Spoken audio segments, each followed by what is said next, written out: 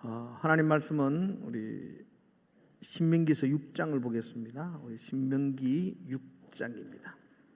4절에서 9절까지 말씀이거든요. 4절에서 9절까지 말씀. 우리 한 절씩 읽도록 하겠습니다. 제가 먼저 4절 읽겠습니다. 이스라엘아 들으라, 우리 하나님 여호와는 오직 유일한 여호와이시니 너는 마음을 다하고 뜻을 다하고 힘을 다하여 네 하나님 여호와를 사랑하라. 오늘 내가 내게 명하는 이 말씀을 너는 마음에 새기고 네 자녀에게 부지런히 가르치며 집에 앉았을 때에든지 길을 갈 때에든지 누워 있을 때에든지 일어날 때에든지 이 말씀을 강론할 것이며 너는 또 그것을 내 손목에 메어 기호로 삼으며 내 미간에 붙여 표로 삼고 또 내 집 집 문설주와 바깥문에 기록할지니라. 아멘. 오늘 옆에 분들에게 한번 인사할까요? 오늘 인사할 때 이렇게 인사할까요? 마스크로도 당신의 아름다움은 감출 수 없습니다. 그렇게. 자, 시작. 마스크로도 당신의 아름다움은 감출 수 없습니다. 예쁩니다, 여러분. 오늘 교사주일입니다. 그래서 다음 세대에 대한 우리의 고민과 또 어떻게 좀 해결책이 없을까 한번 몸부림치며 어떻게 할까라는 부분들을 함께 좀 나누어 보려고 합니다. 오늘 PPT를 좀 많이 좀 보게 될 건데요. 그림을 좀 보면서 이해를 좀 하기 위해서 PPT 그림을 좀 준비했는데 한번 보시면서 여러분과 함께 고민하고 대책을 같이 한번 세워 나갈 수 있는 그런 시간 되면 참 좋겠습니다. 먼저 그림 한번 보겠습니다. 여러분, 이 그림이 뭔지를 한번 보십시오. 강에서 작은 배를 떼어놓고 고기를 잡고 있는 장면입니다. 이 부족은 다음 세대 자녀들에게 고기 잡는 방법을 잘 가르쳐 주었습니다. 고기를 잡아서 먹게 하는 게 아니고 그 아이들이 고기를 잡을 수 있도록 여름철에는 이렇게 잡아야 돼. 겨울이 되면 물고기의 이동이 이렇게 되니까 이런 곳에서 잡아야 돼 라는 고기 잡는 기술을 그 다음 세대 자녀들에게 잘 가르쳐주고 전수해 주었습니다. 그런데 얼마 지나지 않아서 이 부족이 다 사라지고 말았습니다. 무엇 때문에 이 부족이 다 사라졌을까요? 그 다음 그림은 이런 그림이 있습니다. 강 상류에 댐이 설치되어 버렸기 때문입니다. 강 상류에 거대한 댐이 설치되어짐으로 말미암아 강으로 물이 흐르지 않았고 강바닥은 말라버렸고 더 이상 고기 잡던 그 부족은 그곳에 있을 수가 없어서 사라져버리고 말았다는 이야기입니다. 뭐가 잘못된 걸까요, 여러분? 자녀들에게 고기 잡는 기술을 가르쳐 주는 것은 참 잘한 일입니다. 그런데 무엇이 실수였나요? 급변하는 상황, 그들의 그들에게 환경을 깨닫지 못한 것, 그것이 그 부족의 실수였더랬습니다. 지금 이 이야기는 제가 한 이야기가 아니고 한 30년 전에 그 엘빈 토플러라는 그 미래학자가 제3의 물길이라는 책을 썼습니다. 그 제3의 물길이라는 책 서문에 나와 있는 이야기입니다. 저도 그 책을 한 20년 전에 읽었는데 그 책 읽을 때 이 부분이 굉장히 충격적으로 이렇게 다가왔습니다. 변하는 환경과 변하는 세상을 깨닫지 못하면 사라질 수밖에 없겠구나. 여러분, 이 엘빈 토플러가 한 25년 전에 한국에 왔더랬습니다. 그리고 한국에 와서 한국에서 아주 우리의 가슴을 서늘하게 하는 쓴소리를 하나 했습니다.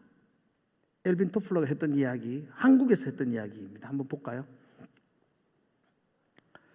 자, 같이 한번 읽어봅시다. 시작. 한국에서 가장 이해하기 힘든 것은 교육이 정반대로 가고 있다는 것이다. 한국 학생들은 하루 10시간 이상을 학교와 학원에서 자신들이 살아갈 미래에 필요하지도 않는 지식을 배우기 위해 그리고 존재하지도 않는 직업을 위해 아까운 시간을 허비하고 있다.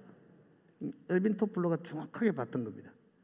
아이들이 하루 10시간 넘게 학교에서 공부하는데 그게 미래에 필요하지도 않는 지식 그리고 존재하지도 않는 직업을 위해서 그렇게 시간을 허비한다. 이 말이 우리의 가슴을 참 서늘하게 하는 말이었습니다.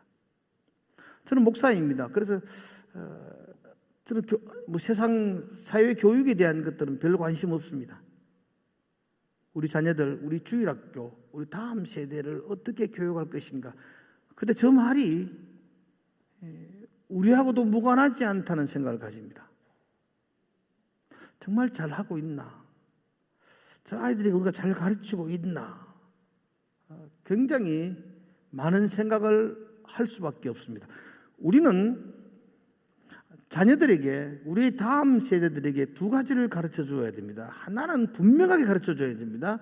변하지 않는 예수님의 십자가의 피 묻은 복음, 그 진리의 말씀, 변하지 않는 말씀을 우리 아이들에게 가르쳐 주어야 합니다.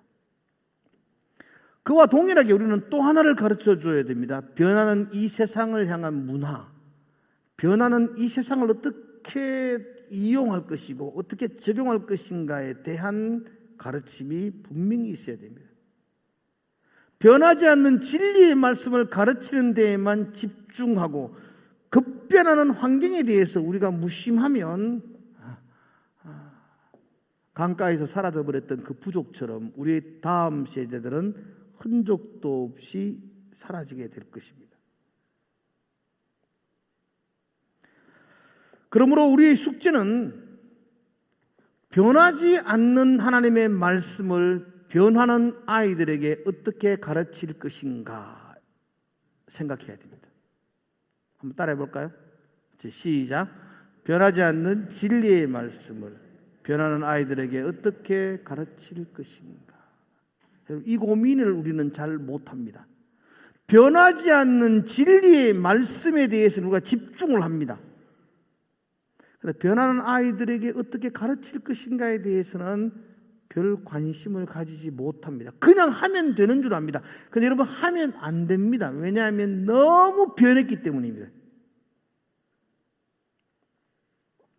주일학교 들어가 보십시오. 여러분들 주일학교 아이들을 이렇게 보면요, 제가 50년 전에 했던 예배 형태와 방식을 50년이 지난 지금도 그대로 하고 있습니다.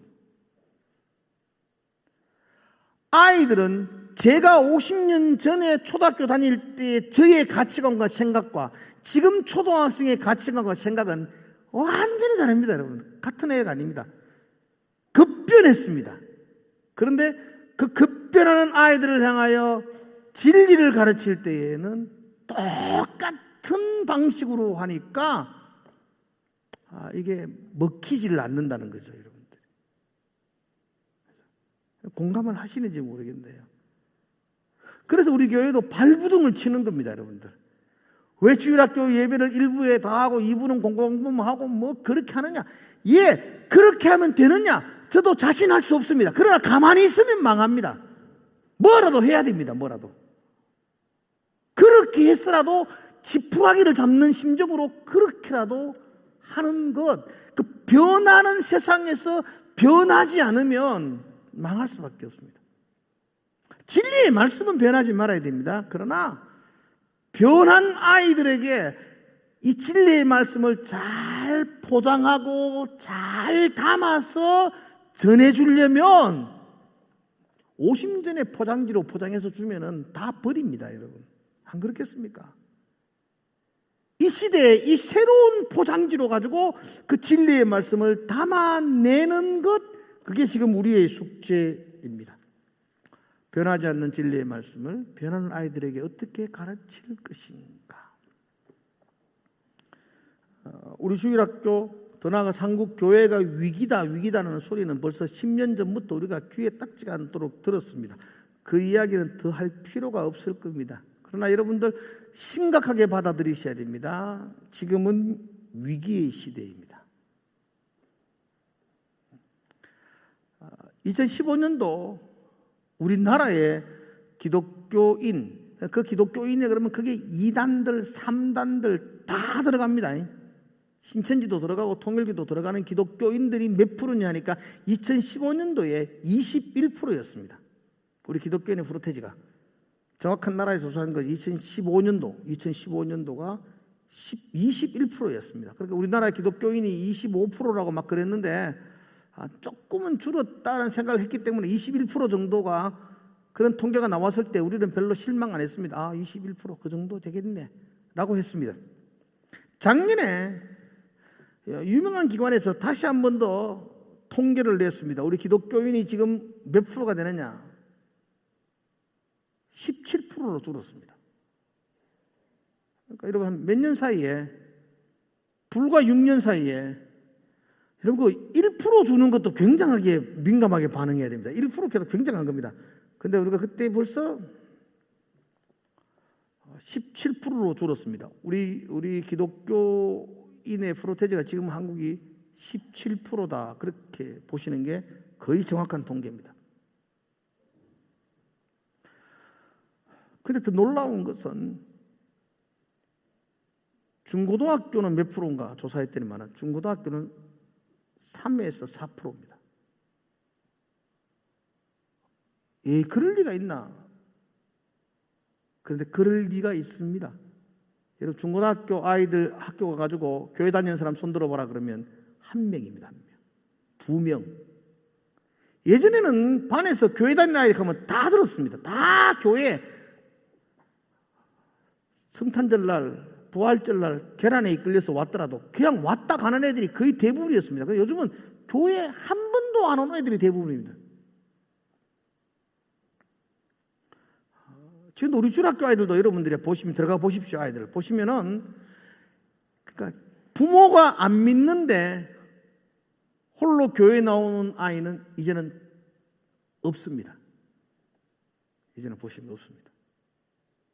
거의 99% 부모님 때문에 교회에 나오는 거고요.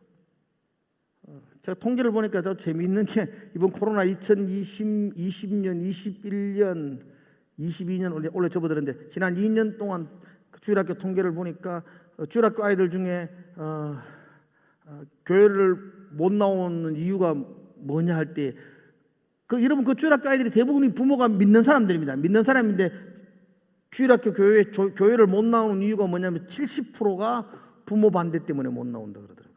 그 믿는 집사님이 자기 자녀를 교회 가는 걸 반대한다는 거예요. 지금 시대가 그렇게 지금 변하고 있습니다.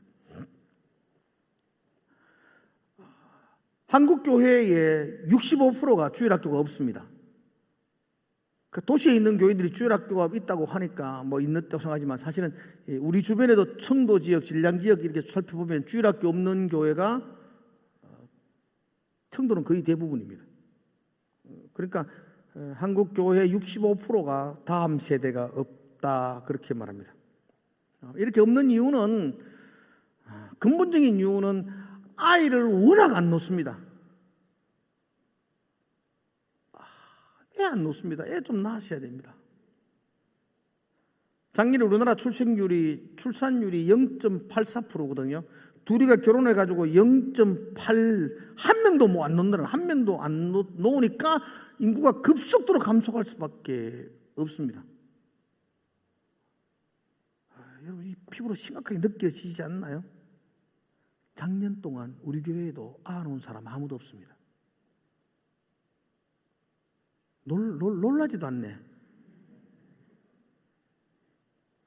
여자들이 왜 안 나요? 50 이하는 안 놓는 건 죄예요. 지금도 나으셔야 돼요. 여러분 지금 안타깝지 않나요? 작년 한 해 동안 우리 교회에서 안 온 사람이 아무도 없다니까요. 진우 김민규 목사님의 이후 헌화식 한 번도 못 했습니다. 지금까지. 뭐 코로나 영향도 있겠지만 안 놓습니다. 그럼 영화부가 없습니다. 영화부 아이가 없어서 영화부가 문을 닫을 수도 있습니다. 우리 교회가 그렇다면 여러분 심각한 겁니다. 이거 지금.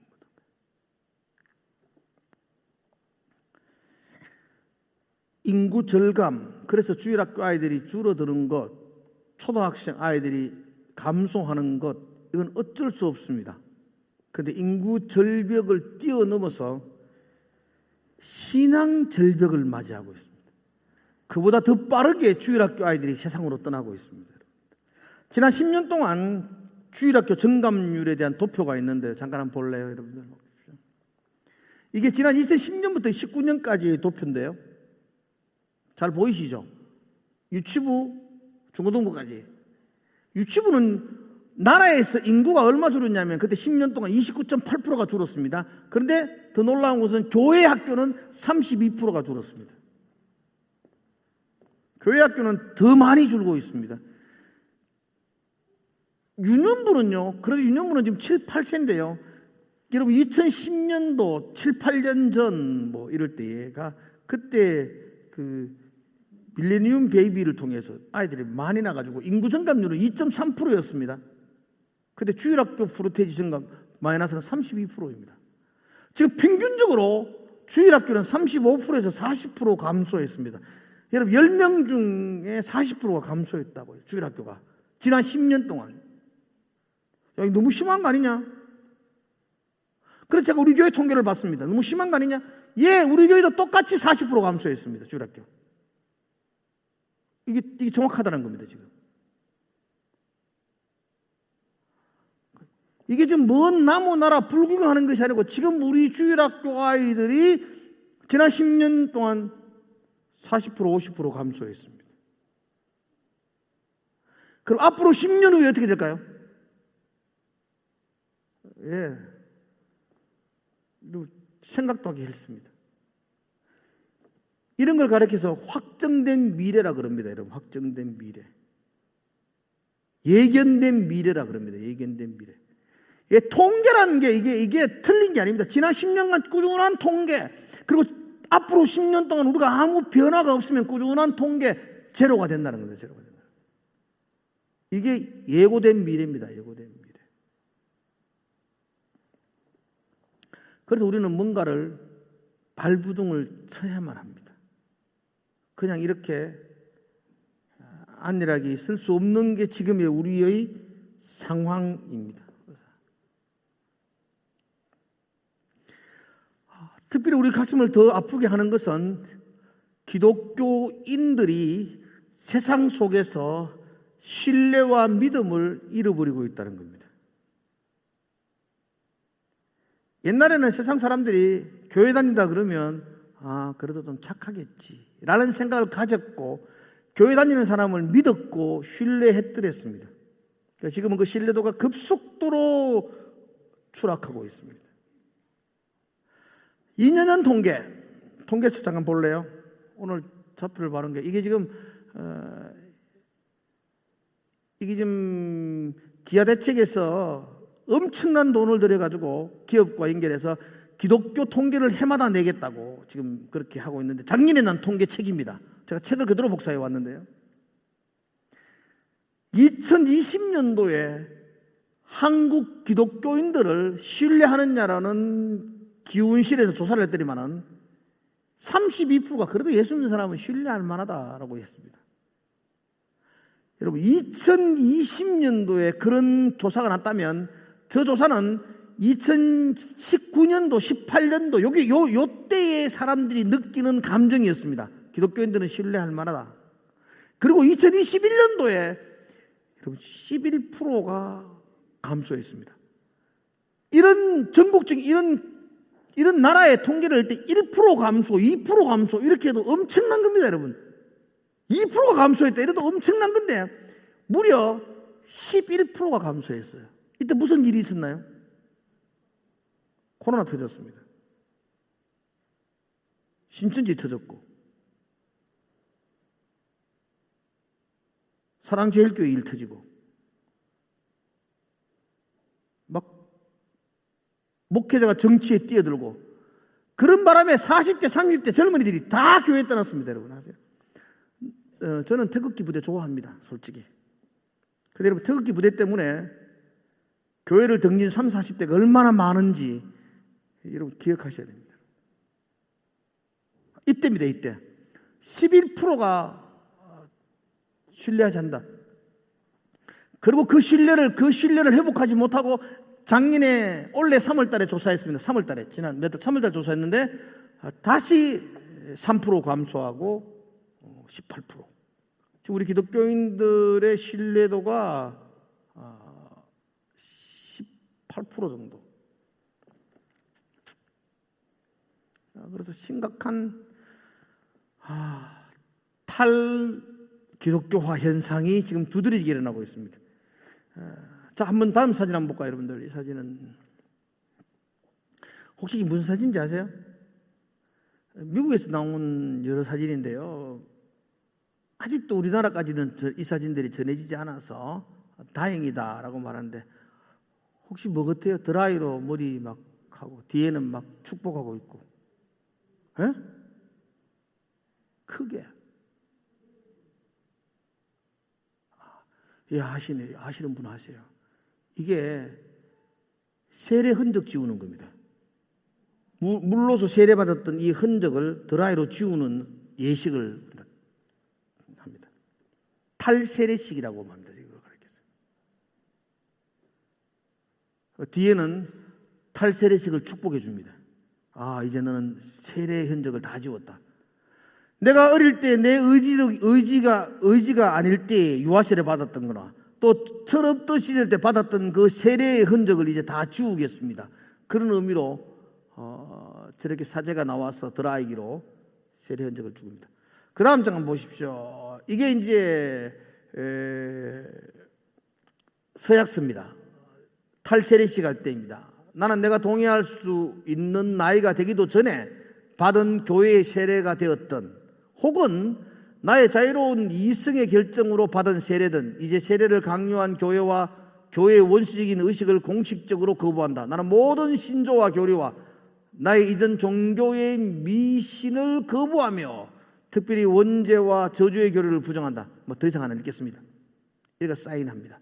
탈세례식을 거행하고 있습니다. 지금 이게 이제 한국으로 점점 들어오고 있습니다. 자, 제가 이렇게 했는 것은 우리가 사는 시대가 이렇다는 겁니다. 여러분들이 이 시대를 보지 못하면 사라져버린 고기 잡는 부족과 똑같아집니다. 우리 어른들의 기독교인이 17%, 더 나아가서 우리 자녀들은 3%, 그 시대가 곧 도착하고 있다는 겁니다. 여러분, 3%가 되면은 세계적으로 선교지로 그 선교지라고 말합니다. 미전독 족속을 3%까지 봅니다. 여러분 아시겠죠? 3%는 미전도 족속입니다. 미전도 족속에게 파송받는 사람을 우리는 선교사라고 말합니다. 특별한 훈련을 받고 목숨까지 내어놓겠다는 다짐을 가지고 떠나가는 선교사, 그분들이 미전도 족속을 향하여 떠나갑니다. 지금 우리 다음 세대, 우리 자녀들을 가르치는 교사들은 단순한 교사들이 아니고 이제는 선교사라는 정체성을 가지고 서야만 합니다. 그 아이들이 미전도 족속입니다. 그들에게 복음을 전할 때는 생명을 내어놓는 선교사적인 가치관을 가지고, 그런 정체성을 가지고 그 아이들 앞에 서야만 한다는 것입니다.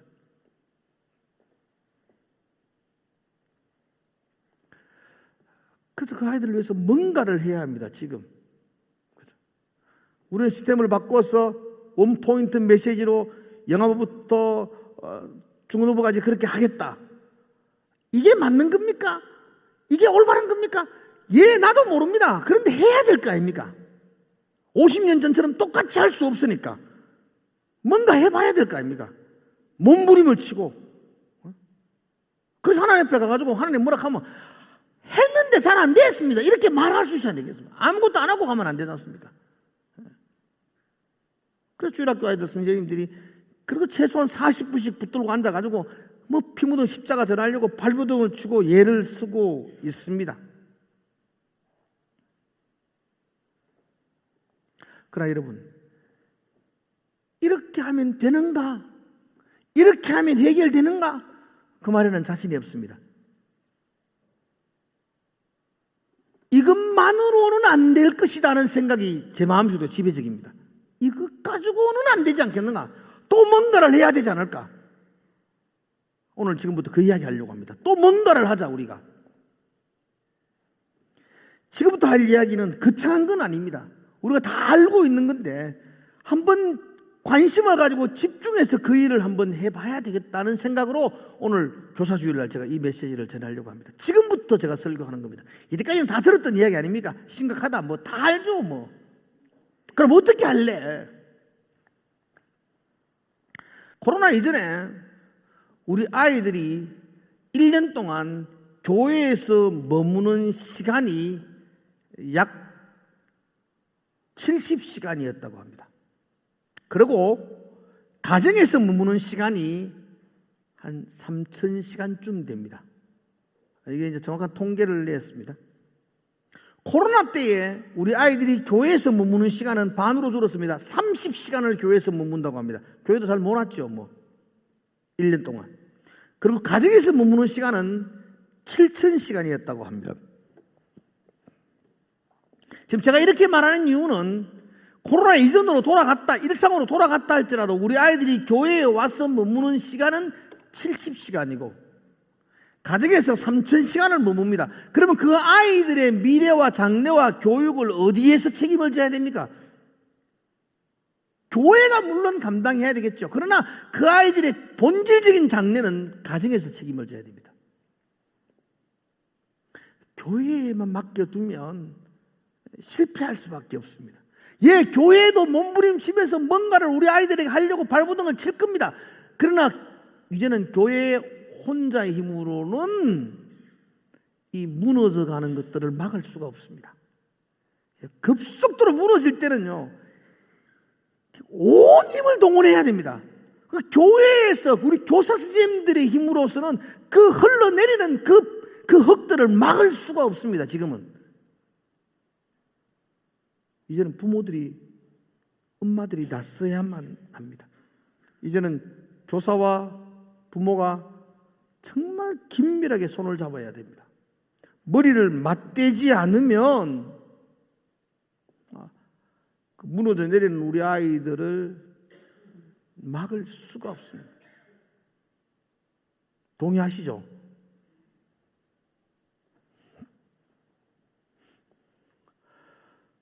여러분들 여기 대부분 여러분들의 부모들인데 여러분들의 아이를 가르치는 선생님이 누구신지는 알아요? 아세요? 여러분 손자 손녀들의 교회 담임 선생님이 누군지는 아세요? 우리 손자 그 담임 선생님 누구죠?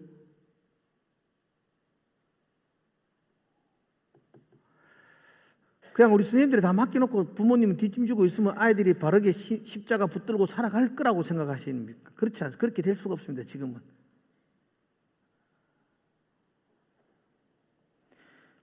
이제는 선생님들도 부모님들하고 긴밀한 관계를 가져야 됩니다. 오늘 1부 때 제가 그랬습니다. 선생님들은 부모님들이 누군지 아느냐고.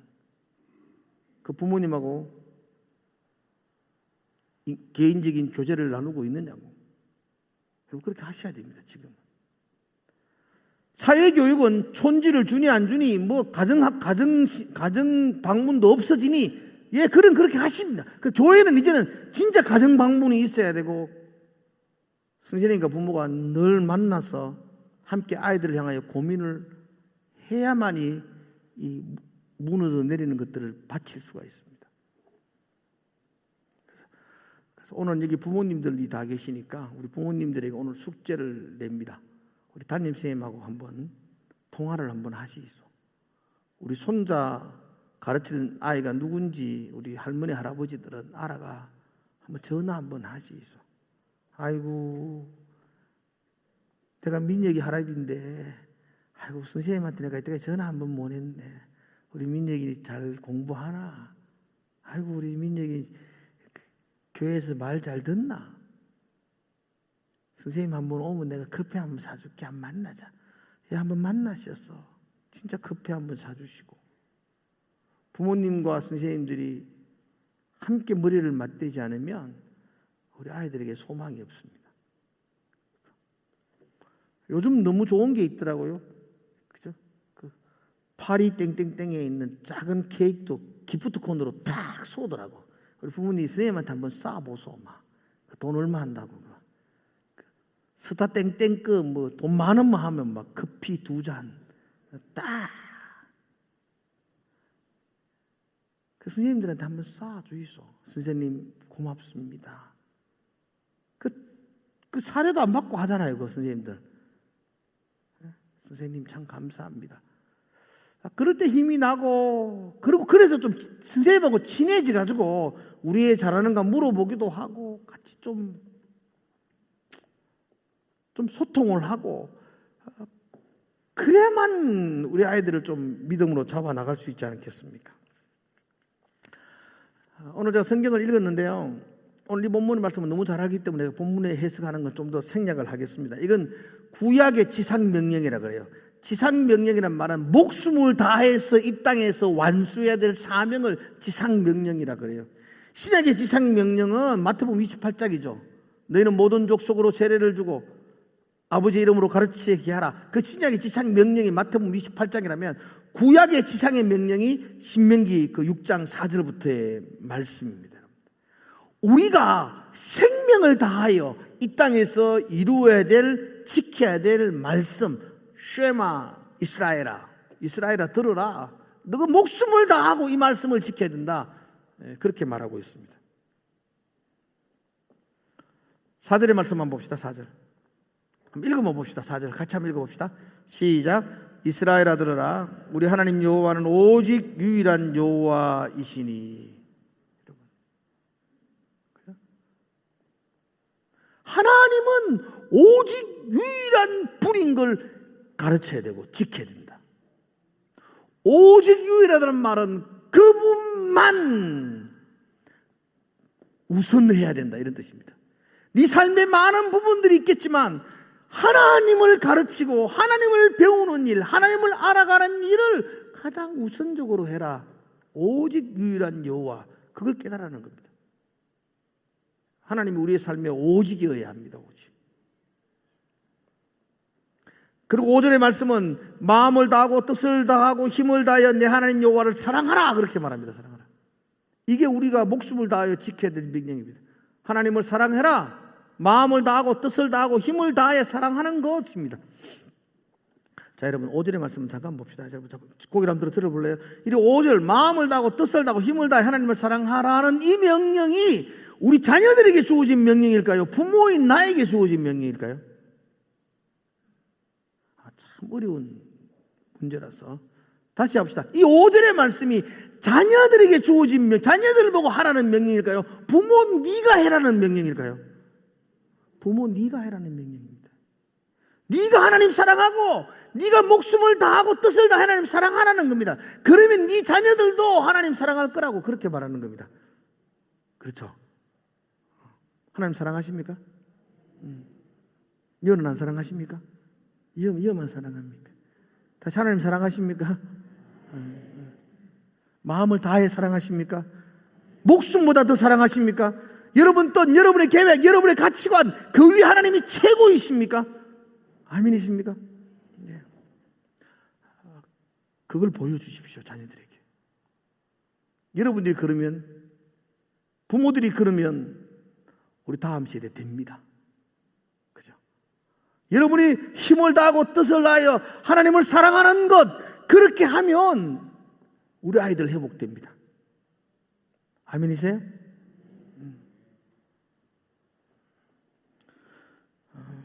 그렇게 하실 수 있나요?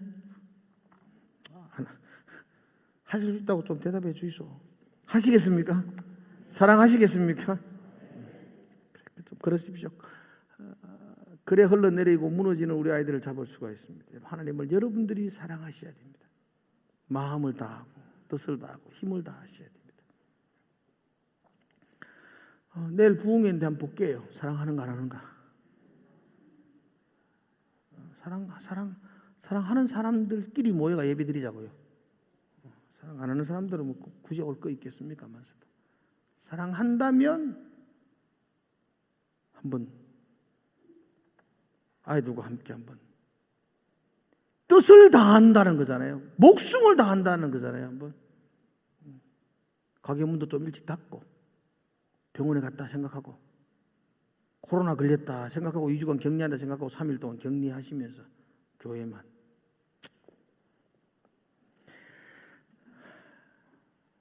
(7절)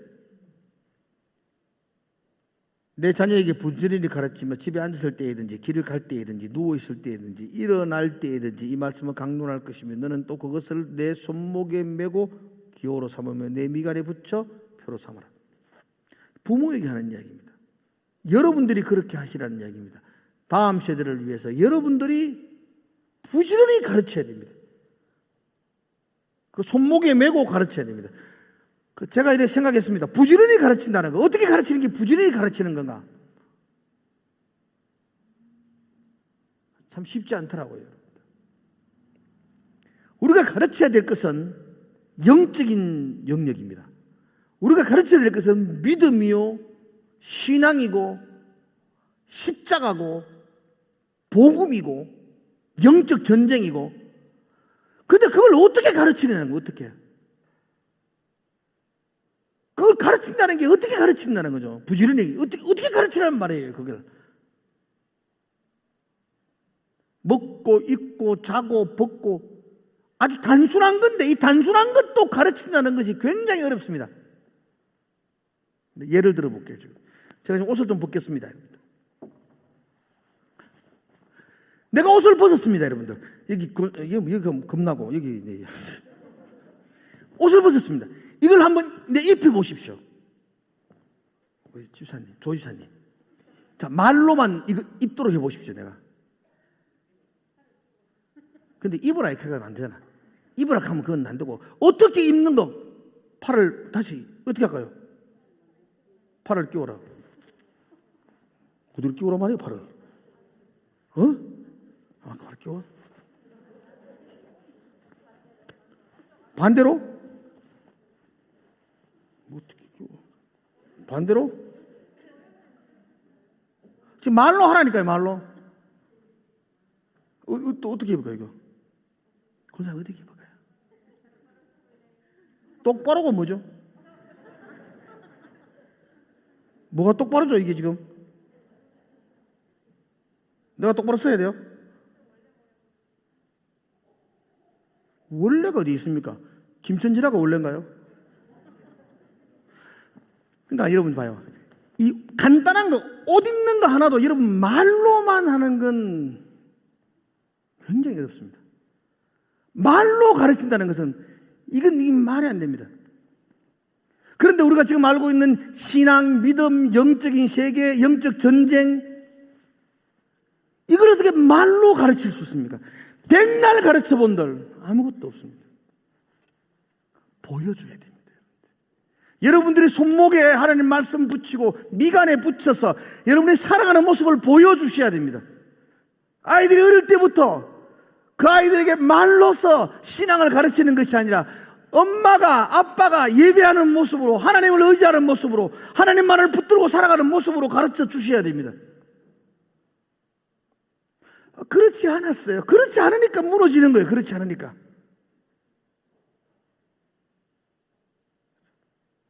우리 부모들은 제가 어릴 때만 해도 우리 부모님, 우리 어머니 그냥 무턱대고 말 안 했으면 무턱 손잡고 그냥 끌고 나갑니다.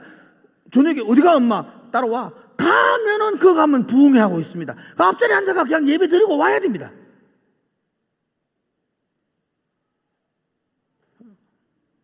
요즘은 여러분들 부흥회 한다.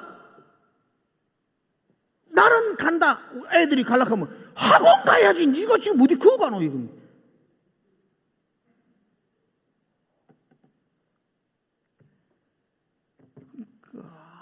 그리고는 엄마는 거룩하게 주일날 오면 예배 드리고 있고.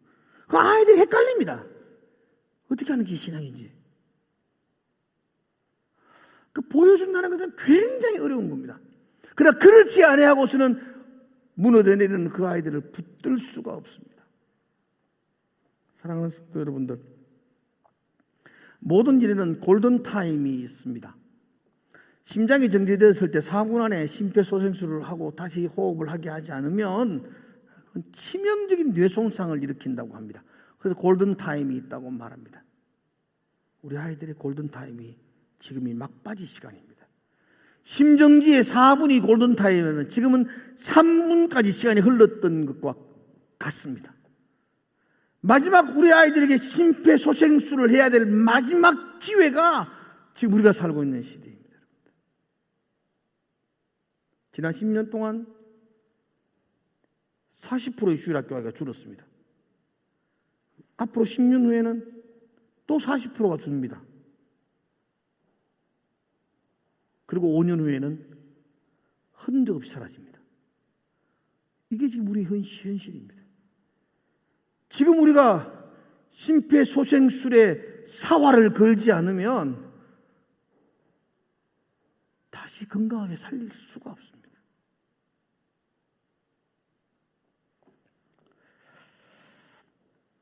저도 기도하고 최선을 다하겠습니다. 부모님들이 조사와 힘을 합쳐서 다시 한 번 더 우리 주일학교 아이들을 좀 붙들고 나갔으면 좋겠습니다. 정말로 기도하며 그 아이 하나하나를 좀 붙들고 나가려고 합니다. 우리 모두가 관심을 가지지 않으면, 우리 모두가 힘을 합치지 않으면 이 골든타임을 놓칠 수밖에 없습니다. 내 아이가 아니라고 생각하지 마시고 우리 모두의 아이라고 생각하시고 우리 모두의 손자 손녀라고 생각하시고 함께 동참을 해주시고, 저는 이번 부흥회가 우리 아이들에게 그런 복음을 전할 수 있는 절호의 기회라고 생각합니다.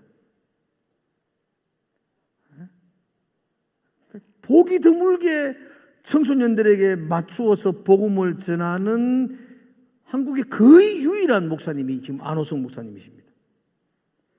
이분이 거의 유일하신 것 같아요. 지금은 뜨거움과 간정과 그 예리한 칼날과 같은 말씀이 동시에 가지고 있는 사람은 제가 보기에는 아주 거의 유일하신 분인 것 같아요. 정말 우리 아이들을 같이 데리고 와서 함께 그 아이들에게 예수의 십자가 좀 전해줄 수 있는 그런 시간들을 좀 가져봅시다. 오직 유일한 하나님, 이 오직 이 일을 내가 가장 우선적으로 생각했다는 다짐과 같은 고백이 오직 유일한 하나님, 그 고백을 같이 할 수 있는 우리가 되고, 이 마지막 무너져가는 이 다음 세대를 함께 붙들 수 있는 우리 부모님들이 되시기를 주의 이름으로 축복을 드립니다. 기도하겠습니다. 부족하고 연약합니다. 그러나 하나님 아버지, 연약한 우리들이 하나님의 얼굴을 구합니다. 하나님께 은혜를 구합니다. 하나님 도와주시옵소서. 하나님 우리를 불쌍히 여겨주시옵소서. 무너져가는 우리의 다음 세대들을 하나님 우리가 붙들게 하시고 다시 한 번 더 세워놓을 수 있는 귀한 우리의 삶이 되게 하여 주시옵소서. 예수님 이름으로 기도드리옵나이다. 아멘.